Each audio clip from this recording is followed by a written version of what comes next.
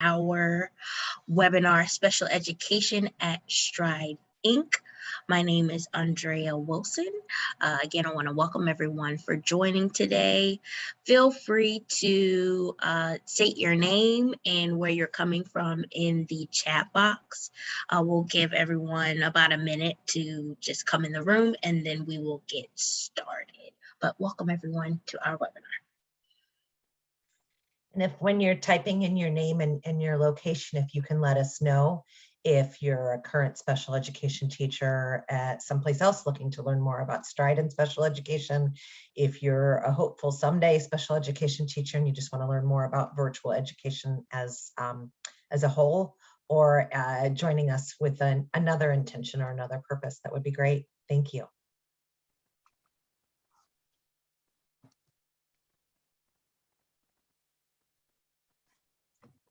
I see some good responses coming through already.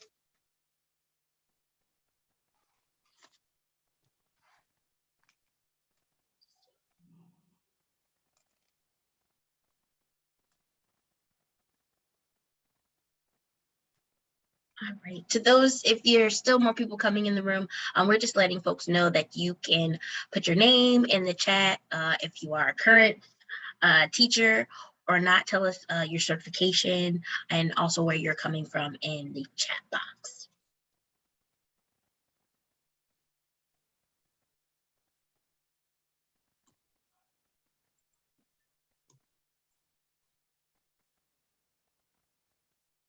All right, we're going to get started.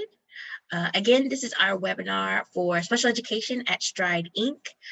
This session will be recorded, so if you're unable to attend the entire time, we'll be sending this out to all of our registrants after this webinar is ended, and we'll also be posting it to our YouTube page. Just some housekeeping rules before we get started. If you have a current application, just note that we won't be able to give any status updates on the webinar call today, or if you have any specific salary questions, just make sure you are connecting with your recruiter, and you'll email recruiting@k12.com to do that, and you'll be able to connect with them. We will be having a Q&A session during this webinar, so feel free to use the Q&A box that's in your, you should see like a black bar and it'll say Q&A, so you can click on that to write any questions and we'll try to answer as many of them during the webinar. So I want our speaker panel to just introduce themselves, and once they do that, then we'll give a brief overview of who Stride is, and we'll talk a little bit more about special education here at Stride.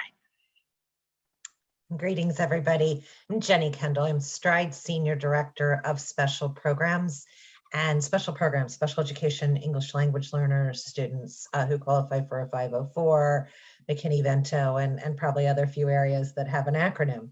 I've been here and in the same role for about 20 years, which is about the length of our organization. So look forward to learning from all of you today, and I'll pass to my friend Bree for her to introduce herself. Hi, good afternoon, everyone. I'm Bree Edmonds, and I taught in a brick and mortar school for 10 years, and this is my 5th year with Stride. I'm a high school special ed teacher with Michigan Virtual Charter Academy. So welcome, everyone. And thank you both for joining us today.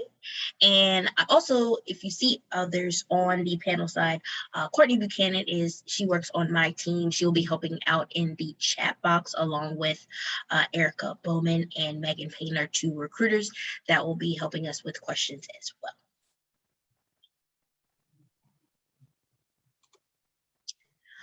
All right, so before I'll have Jenny to talk to us more about special education here, I just wanted to give a brief overview of who Stride is. We were formerly K-12. We've been around for over 20 years now, and we're one of the leading providers of online education for grades K through 12. Again, like you said, we changed to Stride, and we recently did that as we acquired some other companies. We believe that learning doesn't just stop at high school. So we've acquired Tech Elevator, Hack Reactor, Galvanize, and MedCerts. We've included courses for college preparatory and also for career readiness.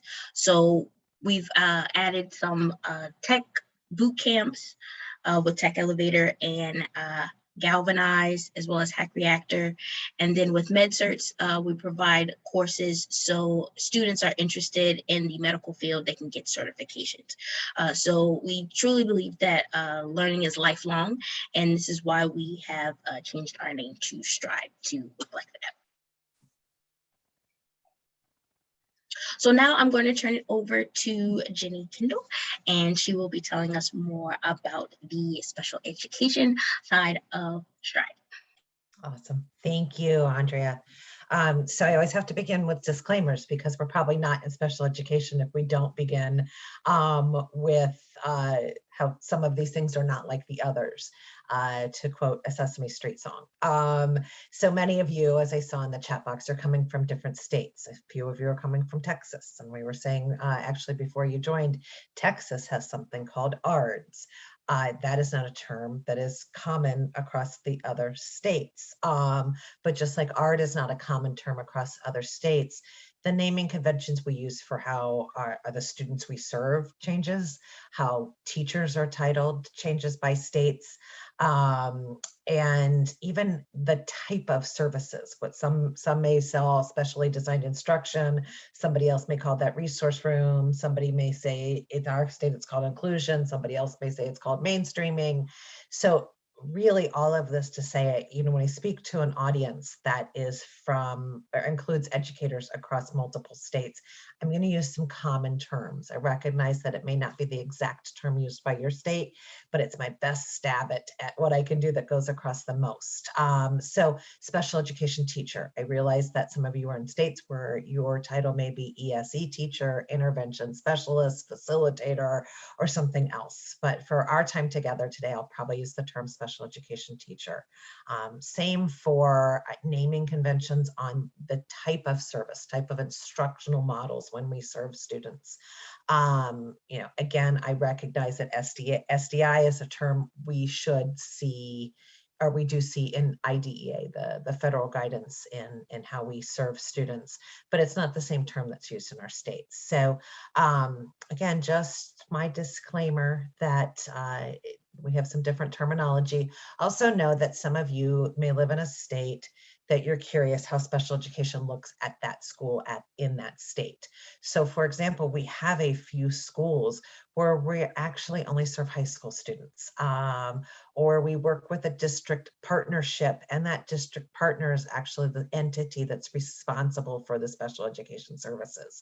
So I can't even say it looks the same at all of our schools. Some of our schools are only K-8, some of them are only high school, some of them are kindergarten to 12th grade, some are the responsible party for special education services, and some are not. So I can't even make a broad statement that all of our schools do this. So if you have questions unique to your very specific state in which you are licensed, feel free to put in the Q&A, and I'll do my best to grab those when at the end, and or reach out to you separately so I can answer that if it's beyond the scope of the time we have together today. So thanks. If I could see the next slide, that would be fabulous. Okay, it's just why we're here today. So let's talk, oops. There we go. Awesome. Thanks. A little bit of a role of a special education teacher, obviously state certified in the state where you'll be serving students. In the majority of our schools, our teachers are required to live within the boundaries of that state. There are a few exceptions, but it is as a whole, our teachers are required to live within the boundaries. We've got a couple schools, so I'll give my Ohio example. That's where I live. One of our schools in Ohio says 10% of their teaching staff can live out of state. So are there some teachers that live out of state? Sure, but is it the whole population? No. And the reason why we still need the majority of our teachers, again, not all, to live within the state that they're serving students is most likely because we need our teachers on board for state testing. It's kind of all hands on deck. Our teachers need to be available to proctor one-on-one small group testing. And so we really need all of our teachers available to drive and travel around the state to support state testing. Additionally, we may have some students who require some face-to-face services or support. There could be a need for a face-to-face IEP meeting. So it's just easier. Some schools offer face-to-face professional development among their staff. So again, it's easier and more cost-effective if our teachers live within the state they serve. That said, we've got a few exceptions. And if you're interested, if your state or state you're interested in working in is an exception, feel free to chat, use the Q&A, and we'll see if we can grab that while we're here together today. No matter what state where you live and where you're licensed and where you serve students, the role of the special education teacher doesn't look any different, shouldn't look any different than how it would at a brick and mortar school setting. You're responsible for the compliance items that sit within the student's IEP. Progress monitoring, making students are making progress toward their IEP goals, to provide instruction and support the students where they're at and grow them as we can as students within our online environment. What may be a little bit different is my brick and mortar experiences. I didn't have as much parent involvement as I do in the online setting. And I suspect Bree may have stories to share about this as well. But our parents are choosing to make a decision in most cases to serve their children in the home environment. So that in itself increases parent involvement more so than I had in my prior brick and mortar setting. And I know that our relationships with our families can be foundational to the development of their students and the growth of their students. So parent involvement, increased parent involvement is perhaps something that's a little bit different from the online setting. There are other roles. Let's say your special education teacher certification has expired, but you're still interested in getting back into the field in some capacity. We do hire other roles that perhaps don't require current licensure, but perhaps a background in special education. So that may be somebody who works with the compliance. It may be somebody who is working with records, in and out records. It may be something, we have paraprofessionals supporting students in an online environment. We have facilitators, we have, other roles, staff that help with related services, so related service coordinators and assistant related service coordinators, and a few other roles. So if you don't have current licensure, but have a background and you're interested in what roles may be applicable to you, feel free to put those in the Q&A as well. If I could have the next slide, that would be great. Thanks. For most of our students, they work from home. Here's the exceptions for our students who may require some kind of face-to-face related services, speech, OT, PT, etc. Not all students who require related services are provided that related services face-to-face. We found that the majority of our related services can be provided equitably and with efficiency for students in an online setting. I began my career as a speech and language pathologist, so I'll tell you there still is a need sometimes for some face-to-face services, but for the majority of their time, our students are working from home.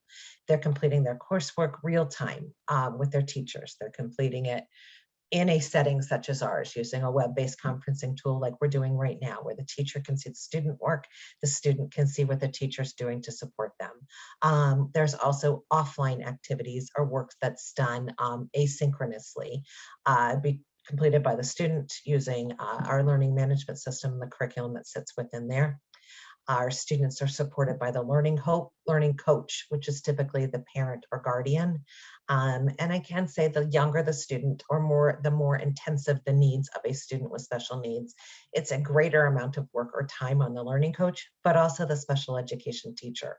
So as long as everybody's committed to spending the time to support the student, our students will be successful. Our teachers teach live classes throughout the day. Our special education teachers spend a good amount of their time working on the compliance paperwork of special education as well. It's one of the things that we wish we didn't have to do all the time, but it's kind of what makes the world go round in the land of special education.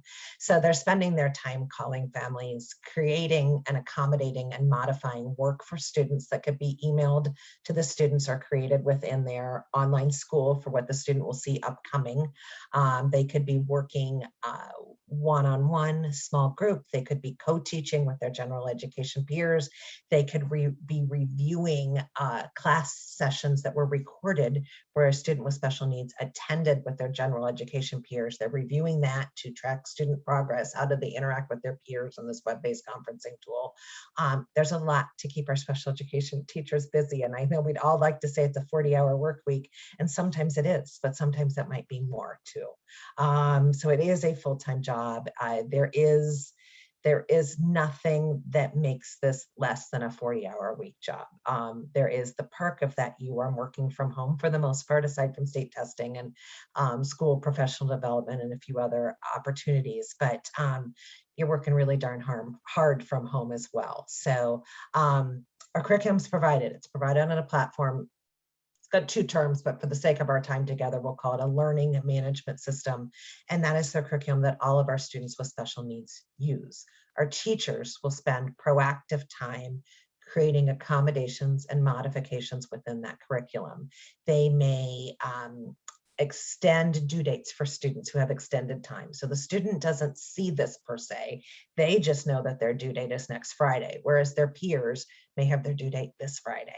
Our teachers may be reordering lessons. So what the student needs is of greatest need to them based on an IEP goal is something they see first. They could be allowing multiple opportunities to take the same assessment. So there's a lot of work that's done within this LMS platform that the students benefit from, but they don't really know that that is different for them. So it's the way we can level the playing field without the students knowing that their playing field looks different than their peers. So it's kind of the dream world in special education. Yes, thanks, Bree. Exactly. Okay, if I could have the next slide, that would be great. How do you meet and serve students? Bree, would you feel comfortable answering this? IEPs and kind of how you interact with your students? Sure, absolutely. Yep. So like I said before, I teach the high school special ed, and I specifically focus on 11th grade English. So I'm given a caseload of students. So this year so far, I have around 21 students on my caseload. And all of these students are within that class. Now I do have more students in my English class, but those are the ones that are specifically assigned to me. So a typical day would be I go into that general education classroom. When I say I go in, I log in, right, as into the gen ed teacher's class, and I'm sending private messages to the students, welcoming them, and then we're kind of interacting throughout the lesson. We do a lot of breakout rooms.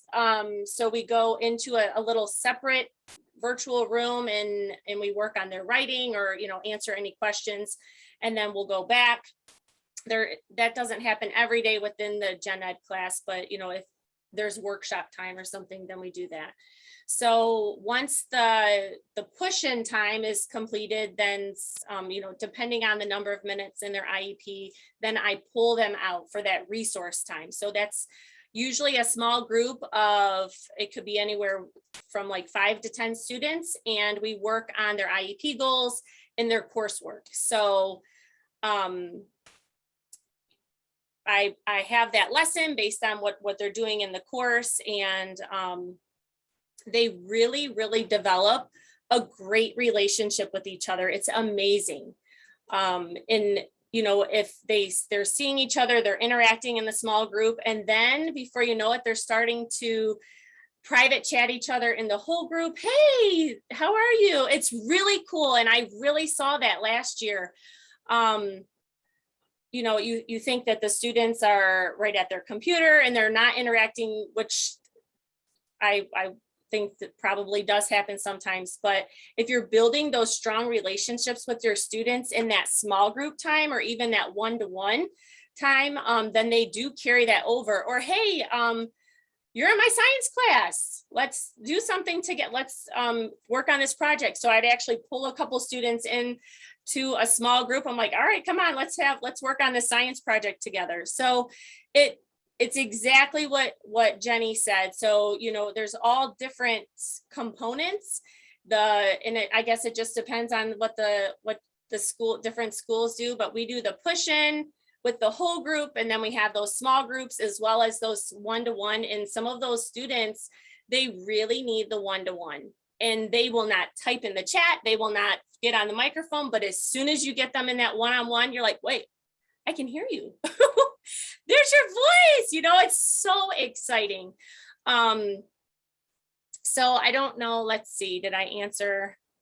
Were there any other questions about serving and meeting your students? Sorry. It's hard to keep up with the chat and talk at the same time, but I think you got it all. I appreciate it. Thanks. Yeah, I'm going to go through here in a few minutes and a few slides forward, go through some scenarios. You guys can get an idea of how a teacher can differently interact with the students that they serve. So thanks. If we could have the next slide, that would be great. Oh, how are IEP meetings held? I can tell you IEP meetings are traditionally held using a web-based conferencing tool like what we're using now. Many of our schools use Neuro, not all, many. And most of our schools have access to an IEP software system. So it's a login, you log into the IEP system, up comes the IEP, you share it just like we're sharing this slide deck right now. And we can make live changes to the draft IEP that's being shared exactly as you should do, because no IEP is done till the team meets together and makes those changes that are agreed upon by the team. All requirements that you've had experience with in your brick and mortar setting. IEPs must be held annually or reviewed more often if needed. Evaluations have to be completed X number of years, that X varies by state. All of those compliance items are still required. So there's really nothing different. Perhaps there's a little bit ease of use and we have greater attendance, parent participation in IEP meetings.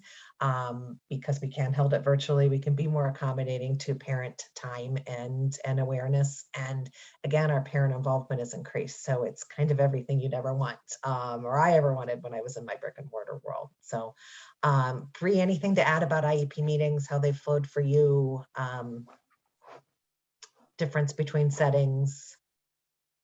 I think I really like how we do share the screen. So we prepare as much of the IEP as we can before, and then, everybody is looking at it. Whereas in a brick and mortar, from my experience, you have the IEP in front of you and you're just kind of discussing it. But here, the parents are able to see it. And if they're like, wait, I have a question about this, or, it's one thing only hearing it, but they're able to do both, at that present time, during the meeting. Agreed. Thanks. Okay, let's see what's on our next slide. Oh, we're always asked this, and I wish I had some magic wand and I could tell you the answer to this. What are your ratios and caseload for special education teachers? Just like how our terminology changes, our ratios and caseloads change. Some of our states have required ratios. Some of our states do not. I can tell you, even if the state doesn't have a required ratio, the number of students that are on a special education teacher's caseload will vary by the population they're serving, the needs of the students that they're serving, and the grade bands of students that they're serving. So if you're a special education teacher in a state that doesn't have a defined student to teacher ratio, but you're serving our significantly disabled population, perhaps those that would qualify for the alternate assessment, your ratio would be lower than your peer who may be serving the more high incidence disabilities that are served more often in the general education classroom with some push-in support. So if I don't have an easy answer, I'll tell you we'll follow our guidance, our state guidance. Thanks. Okay. Oh, this is my favorite one. So I just am going to read to you a few examples of how these students or the services could look and vary by student. So we've got a student named Jose. Jose is a student with a specific learning disability in the area of math. He performs on track with his same age peers in all of his classes, aside from math, which he's in Algebra 1, and some science due to the math requirement for scientific formulas. Jose attends all general education virtual classes with his peers and has the same requirements aside from his math course. He's allowed to use a graphic calculator, an online graphic calculator, and math and science courses. He participates in a co-taught Algebra 1 course. That means his special education teacher and general education teacher are supporting that course together. But he also receives small group resource room support for his specific IEP goals in the area of math. His science and math teacher are both aware that he can use his calculator at all times. And Jose's just flying by. He's doing a good job. He's got that co-taught classroom setting, but he also gets some resource room in the area specifically of math based on his IEP goals. So Jose was more about probably a freshman Algebra 1 student. Then we've got Maria, who's a second grade student who qualifies as having a speech and language disability. She has challenges with articulation of certain sounds as well as a stutter. So Maria's in all second grade courses with her same age peers and receives 60 minutes of virtual speech therapy per week. Her therapist is using some of the school provided reading selections during her therapeutic sessions. The second grade general education teacher is aware that Maria responds better using the chat box instead of the web-based conferencing tool. So Maria's not going to be real comfortable getting on the microphone, perhaps because of our articulation errors, perhaps because of stuttering. But this is also a young student, so typing fast is perhaps a challenge too. So this teacher provides Maria questions ahead of time for her to be able to prepare to respond in the chat box. So we're able to meet Maria's needs by just doing some, obviously the speech therapy, but as the teacher, we're just making sure she's got some lead time. Hey, I'm gonna ask everybody what they did this weekend for fun. Maria sent that a day or two ahead of time because she's not gonna wanna get on the microphone to answer that, but she's probably gonna wanna type it in the chat box, and now she'll know that she's prepared to type that in the chat box. Then we're going to wrap up with my favorite student, Stephen. Stephen's in 6th grade with a significant intellectual disability plus autism, and he qualifies for the state alternate assessment. Stephen has a passion for historical facts and can tell you anything about any president in the history of presidents. Stephen uses the state alternate standards aligned functional curriculum. So he's not even using the majority of the Stride state standard curriculum. He's using the state alternate standards curriculum and spends about 3 hours a day in a small group or one-on-one with his special education teacher. He does enjoy attending his applicable general education history synchronous lessons with the same age peers. So applicable would be when they're talking about the presidents. Stephen is going to want to join those sessions, and his special education teacher is going to work with the general education history teacher to make sure that he's invited to those sessions. And Stephen is going to be given an audience and a voice for him to share everything he knows about the presidents. Now, we probably already need that special education teacher there to make sure Stephen doesn't dominate the entire session. So I think we all probably know students like Stephen, and we can see why that time with his general education peers would be beneficial in his areas of strength. And we also know that Stephen's going to need to spend some significant amount of time working one-on-one or small group with a special education teacher because he has those other areas of need. So hopefully that gives you an example of how our special education teachers can serve and support students, not just the students we serve, but how our teachers support those students. If I could have the next slide, that would be great. Oh boy, I'll pass this to our HR friends and our recruiting friends, and they can tell you more about these. So we just wanted to share some of the openings that we do have. Now, this isn't all of our openings, and we'll also put in the chat box a link to our careers page, but we just wanted to highlight some of the positions that we have open right now. And again, those needs do change, so we'll be adding them to our job board. But we have openings in Arkansas, Colorado, Florida, Indiana, Kansas, Nevada, and Texas. I would say shameless plug, but tomorrow we do have a meet and greet. So if there are folks that are from Texas that are interested in roles, you can go to that meet and greet and meet some of the staff from our Texas virtual schools.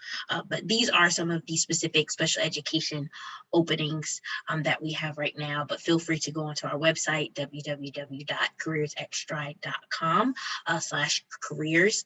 And I'm sorry, www.stridelearning.com/careers.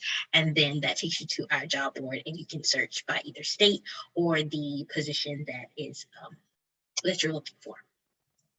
And I'm going to jump in with a plug that we really do need special educators in Texas and California, as well as the other schools that are listed here. So, you know, we'd love to have you learn more if you've decided this is the path for you. There we go. Anything to add here, Andrea or any friends? I was just adding with this, just note that we do provide training and support for our, not just special education teachers, but our teachers. We do have opportunities where you can work with our different universities, such as SNHU, where we offer a master's program. So there's opportunity for that. We do have teacher trainers that are available for our teachers for support while you are training. And we have employee resource groups just as a way for you to connect with other employers at Stride. And this, we also listed just some of the benefits that we offer as well. Yeah, I'll jump in and add a little bit. We've got, we're going to call them modules for lack of a better word. Our special education teachers, our general education teachers first. We need to make sure you're comfortable with the platform and grade level bands of the curriculum that you would be using in support of your students. You know, that is a module in itself. Then there's a special education module that's unique to Stride. What does it mean to be a special educator in an online environment? And then the third layer to that is what's unique to your school setting. So your own school, pretend you're hired at Texas, you need to learn how to write ARDS in Texas. I can speak globally to the broad IEP process and the components of an IEP and measurable goals, but what you have to do at Texas is a little bit unique to Texas. So now there's that third layer of training. So the timing, the question about the timing on initial training, it's going to vary based on the school you're at, the grade band or grade bands you'd be serving, as well as perhaps the content area you may be supporting. So don't have an easy answer for that. It's our goal to make sure you have what you need to be successful as soon as you're eligible to serve or able to serve students. Jenny, someone did ask in the chat box, does personal experience with special education count when applying with Stride? Is that something that you all are looking for? I know you're with the many jobs that we do have open now. So I guess, does that mean you've been a special educator in the past and are interested in coming back into the field? They didn't say they may. He's a parent. Okay, gotcha. I mean, absolutely, yes. I think, you know, our parents are our greatest advocates for their students and for other parents' students. So I can't imagine that wouldn't be an added bonus. So, you know, obviously the licensure and licensure in the state that you live in and would be supporting. And then, you know, I would love to hire families of students with disabilities, because you're your students' biggest advocate. So how could you not be the biggest advocate for the students that you are serving? So yeah, I think it would be great. All right, I will talk a little bit about our application process before we jump into more questions, but feel free to keep adding your questions in the Q&A box that we have. Again, if you do see a position that you are interested in, please go to our website. And once you go onto our website, you'll create a profile, and then you will click on the job that you are interested in. Now for this specific, I have TOPS, which is one of our Texas schools, but again, you can search by the job position, you can search by the state. So you have different ways of searching, but just for an example, we put TOPS, which is Texas Online Preparatory School. That's one of our virtual schools. Once you do that, and again, make sure when you are applying, include you'll have a space where you can upload your resume and also any certification. So make sure you're updating your profile with that information when you apply. Make sure that you have a valid email. I wouldn't, if you currently work somewhere else, use a personal email. That way our recruiters can get in touch with you. Make sure you have that contact information is updated so they can reach you if you are asked to move forward.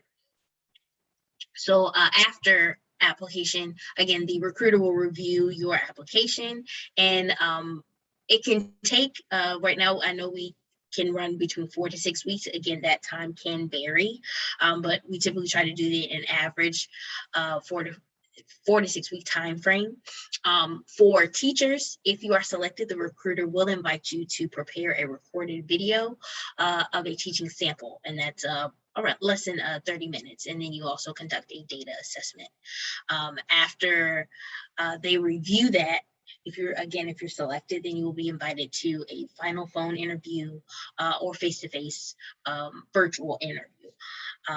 And then if selected, an offer will be extended to the candidate. So just giving you that synopsis on what happens when you apply and what happens afterward.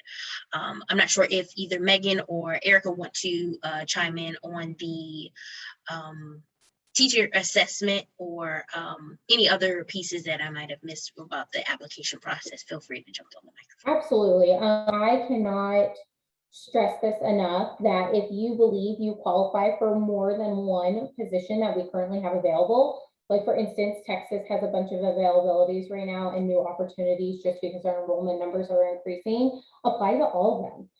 The more you apply to, the better, because certain principals work on certain positions and different recruiters and different schools. So if you feel like, hey, I live in the state of Texas and I'm certified in Texas, and there's a couple of different special education teacher positions available, some in elementary, some in middle school or compliance, apply to all three. It helps your chances as far as getting a position. And the higher view, the digital recording of the lesson is extremely important. It is the way for the hiring manager, the principal, the head of school to review and see how you would do as a virtual teacher.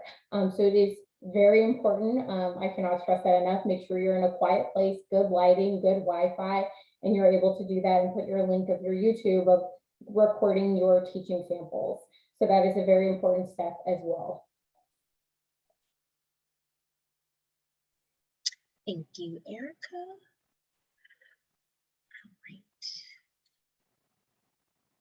All right, so we've come to the portion of the webinar where everyone can participate, our Q&A session.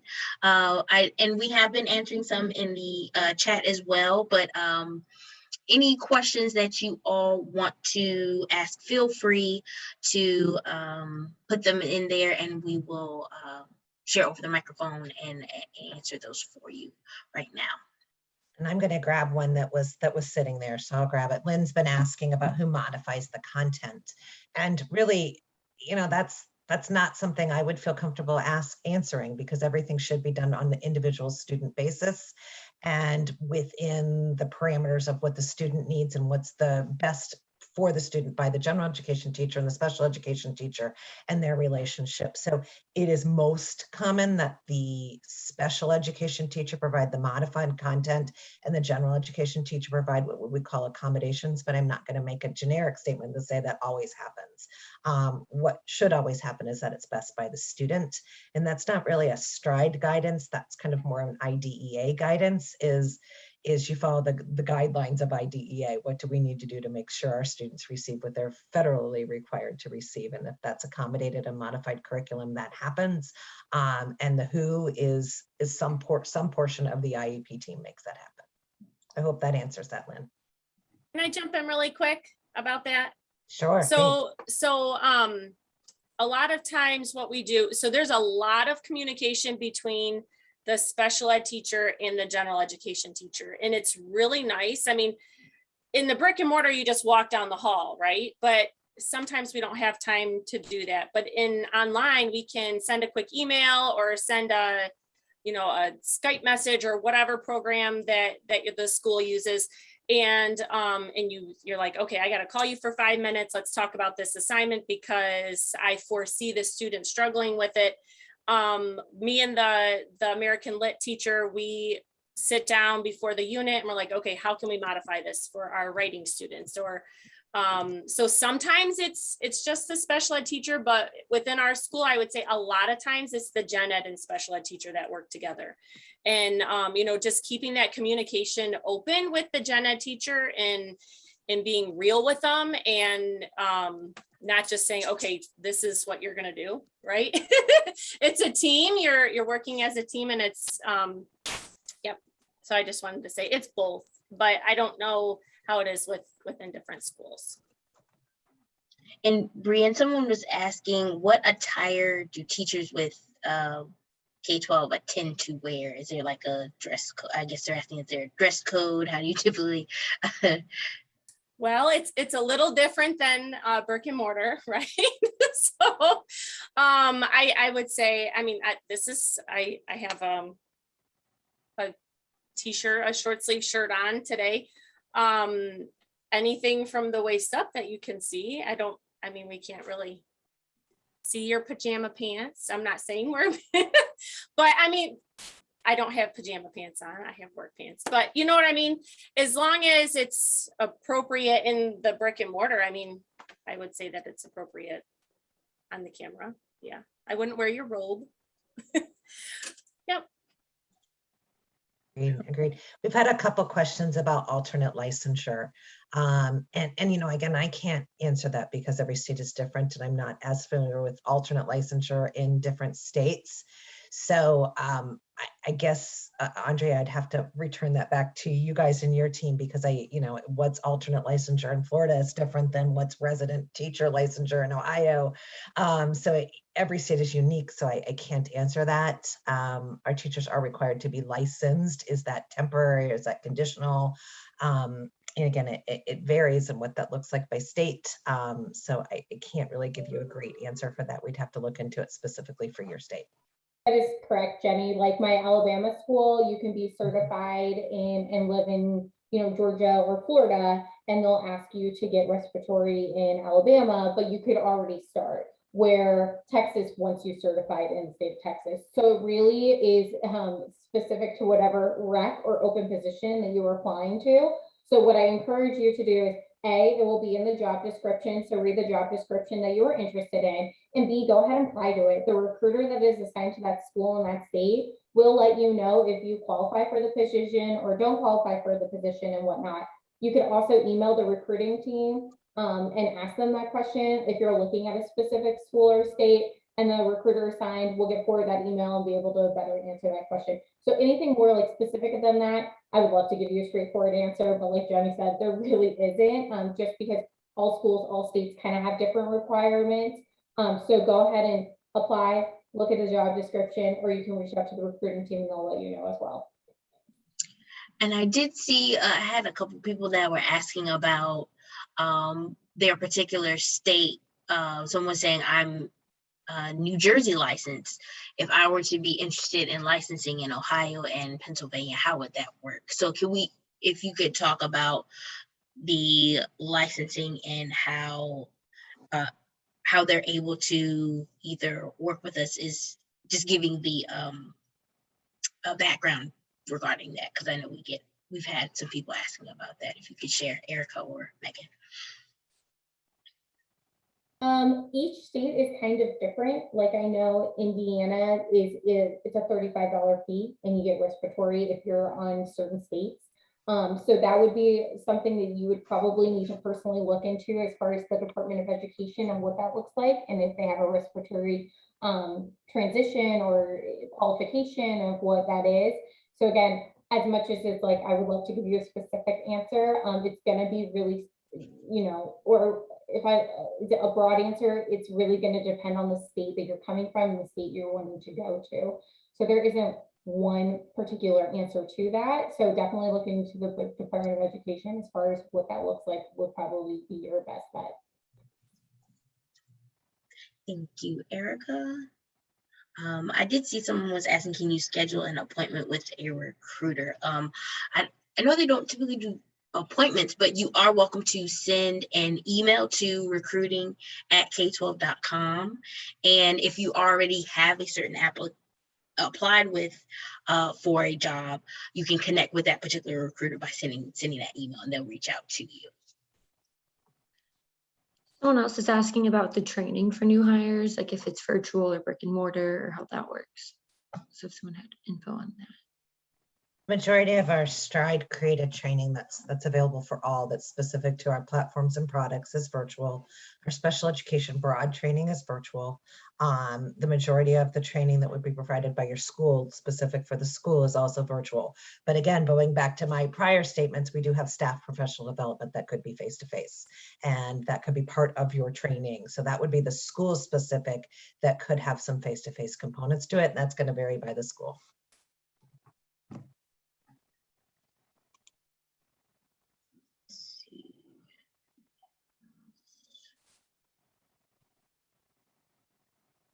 Oh, okay.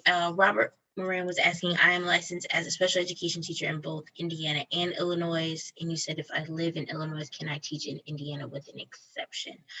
If you're licensed in both Indiana and Illinois, I would just make sure you're uploading both of those certifications when you're applying to Indiana jobs, and let them know that you are located in Illinois. Because again, as Erica said, that particular state may have an exception. Again, not all states do that, but just make sure you're making them aware of where you are located in, and then upload your certifications.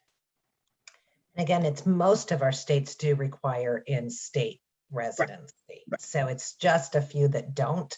So please don't go into this thinking I live on the East Coast and I can work on the West Coast. It's really just a few that have out of state allowances.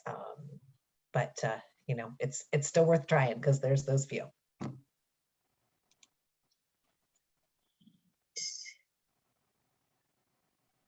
See anyone else? Also checking chat box if anyone else has questions. I guess one question I would ask to you, Jenny, for the applicants applying for special education roles, is there anything that you could suggest that would help them to stand out when they're applying, or any other tips that you would have for those interested in a special education role? Sure. So I think one thing that always stands out to me, whether it be good or not so good, is we're obviously serving students in an online environment. So your comfort level in your interview process using technology is key. If you are, we use a tool called HireVue, and it's you can be recording yourself answering questions. And if you're off camera, like I just went, or you're off and on the mic, or you're recording yourself and now you're sideways, and you know, those are all things that perhaps show your less than technical prowess, let's say. So I think your comfort with using technology, your comfort in presenting yourself in your interview process, and tools such as this are key. If you can establish a relationship with me, and you can maintain eye contact with me, and you can engage me, that's going to show me how you can engage a student in a setting such as this. Bree, do you have any other things that would make a quality special educator stand out to you? I was just going to say, practice, practice, practice. I know when I first did the interview, it was so awkward to do the video and you're teaching a lesson and really you're like talking to yourself. So just practice it and do that, have that wait time, and, you know, pretend like the student is answering with that, all of that enthusiasm that you really use in the classroom. Yeah, and as far as applying, We want a little bit of everything. So like a copy of your resume obviously is important, a copy of your certification, just so we don't have to like go through the system. Some states like Washington, I don't have access to look up the certifications. So I have to reach out to you, and it makes it a little bit of a lengthier process. And some of these schools are quite literally on fire trying to hire people because their enrollment numbers are increasing, like Texas.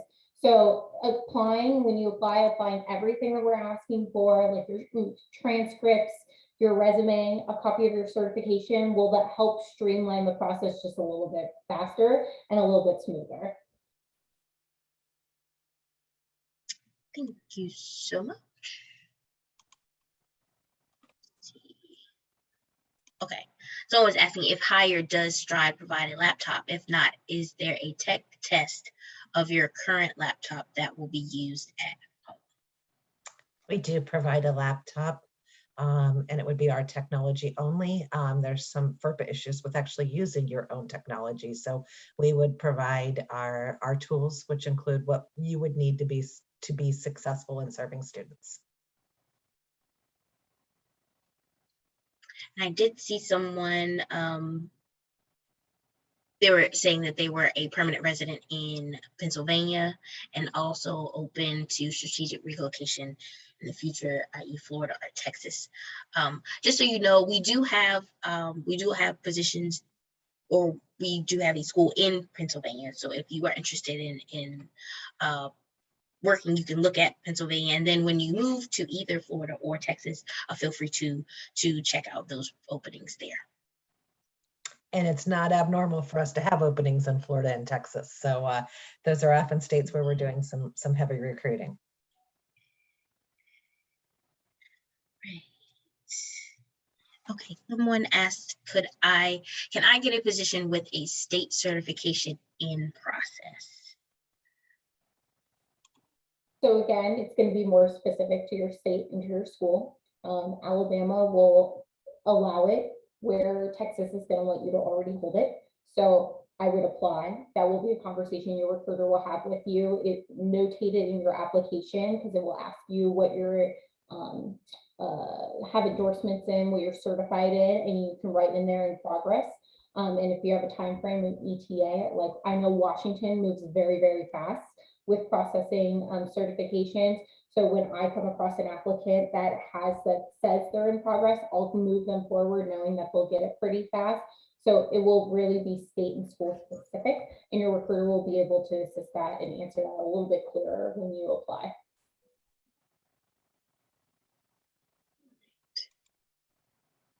And I guess just also to reiterate what Erica was saying, just when you are applying, just make sure you put as much information that you can, so they know up front, oh, I'm moving, or I'm relocating, or as she was saying, the license is in process. If as much information you can give up front, that will help the recruiter to best help you or let you know which direction you will need to go. But ideally, we would want you to have your certification at the time of application.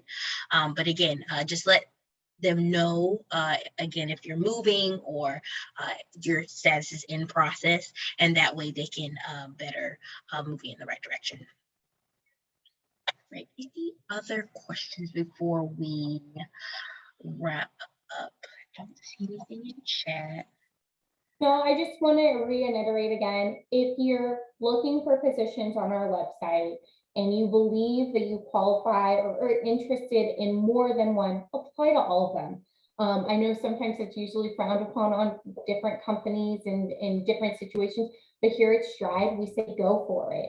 And just because, like I said, we have 2 schools in Texas and we have 2 schools in Alabama, and they're hiring for different positions, and different principals work for high school and middle school. So the more that you apply to, it betters your chances of getting that great opportunity with Stride. And also checking on our website frequently. So you may say, hey, I want a special education position in Ohio, but it's currently not available. But then we get an opening because enrollment numbers have increased. the next day it could be available. So checking, you know, maybe once or twice a week to see, hey, is there any more new openings that I'm qualified or interested in, will also help you out too. So being your own best advocate and applying to multiple positions, we really do encourage that. And frequently checking on our careers page just helps your opportunity at becoming a Stride employee. And before I wrap up, I do want to give you the opportunity to connect with us. Again, we're on all social platforms. We're on Twitter, Facebook, and Instagram under Careers at Stride.